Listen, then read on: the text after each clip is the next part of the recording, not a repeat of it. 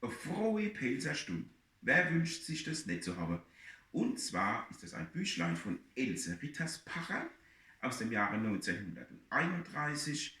Sie, vom Nationalsozialismus verfolgt, ihren Mann genauso, hat auch in der rheinland-pfälzischen Landesverfassung später nach dem Zweiten Weltkrieg mitgewirkt. Aber trotz allem 31 eine frohe Pilzerstunde. Daraus eines meiner Lieblingsgedichte, das schlaue Karlchen.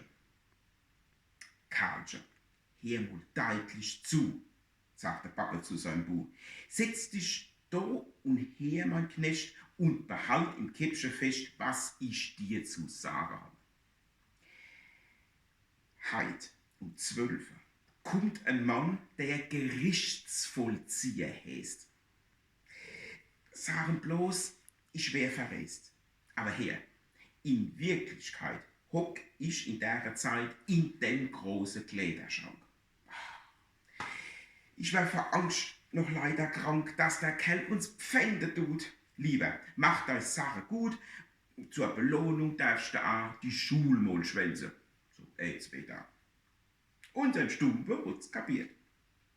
Und der Papa ganz geriert über den klugen Wicht hat mit Ruhe und Zuversicht noch gegen Mittagessen dann eingeschränkt im Schrank gestanden. Bald drauf klingelt's. Das Karlchen stürzt an die Tür und führt beherzt den Mann ins Zimmer gleich. Und der sagt, ich bin so frei. Kleiner, ist dein Papa da? Nee, sagt unser Karlchen froh. Der Papa ist auf Reise gegangen.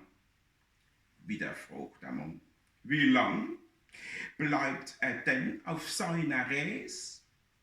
Ehe wird's dem Karlchen heiß, wie der Teufel rennt er halt an den Schrank und ruft durch den Spalt ganz im Eifer drin der Strick, Papa, wann kommst du zurück?